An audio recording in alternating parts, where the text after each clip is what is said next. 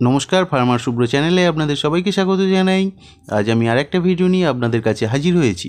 এই ভিডিওতে আপনারা দেখতে পাচ্ছেন কলা গাছ থেকে কলা কেটে নেওয়ার পরেও আরও একটি উপকারী অংশ, যেটা আমরা থোড় হিসাবে চিনি, এটা কিভাবে আমরা পাই সেটা আপনাদের সঙ্গে শেয়ার করছি।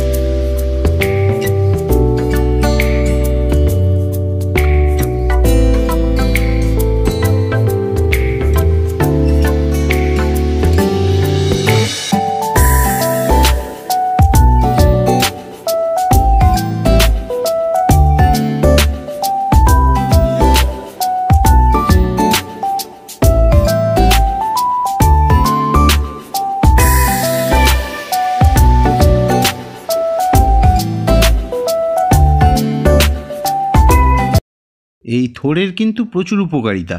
এটা আমরা কাঁচাও খাই এবং বিভিন্ন তরকারিতে সবজি হিসাবেও ব্যবহার করি।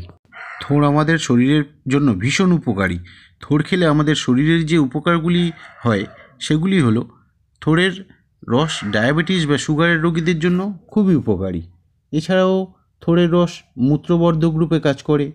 যদি কিডনিতে ছোট স্টোন পড়ে তাহলে এই থোড়ের রস খেলে কিডনি থেকে ছোট স্টোন বের করে দিতে সাহায্য করে। এছাড়া অ্যানিমিয়া বা রক্তাল্পতা অসুখের জন্য থোড় ভীষণ উপকারী, কারণ থোড়েতে আয়রন আর ভিটামিন B6 প্রচুর পরিমাণে থাকে, যেটা হিমোগ্লোবিনের মাত্রা বাড়াতে সাহায্য করে। ব্লাড প্রেশার বা রক্তচাপের মাত্রা সঠিক রাখার জন্য থোড়ের জুড়ি মেলা ভার, কারণ থোড়েতে পটাশিয়াম প্রচুর পরিমাণে থাকে, যেটা রক্তচাপকে একটি নির্দিষ্ট মাত্রা বজায় রাখতে সাহায্য করে। এছাড়াও ওজন কমাতে এবং কোলেস্টেরলের মাত্রা কমাতেও থোড় সাহায্য করে। তাহলে আপনারা জানতে পারলেন এই থোড়ের কত গুণ। গ্রাম বাংলায় আমরা বাগান থেকে সংগ্রহ করতে পারি, কিন্তু এখন সব জায়গায় সবজি বাজারে সহজেই পাওয়া যায়। তাহলে বন্ধুরা, আপনারাও চেষ্টা করবেন মাঝে মাঝে এই সবজিটাকে খাদ্য তালিকায় রাখতে।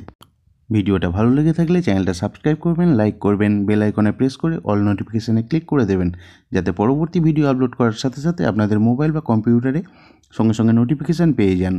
আপনারা সুস্থ থাকুন, ভালো থাকুন এবং সাথে সাথে আপনারা বাড়িতে একটা দুটো করে গাছ রাখুন। ধন্যবাদ।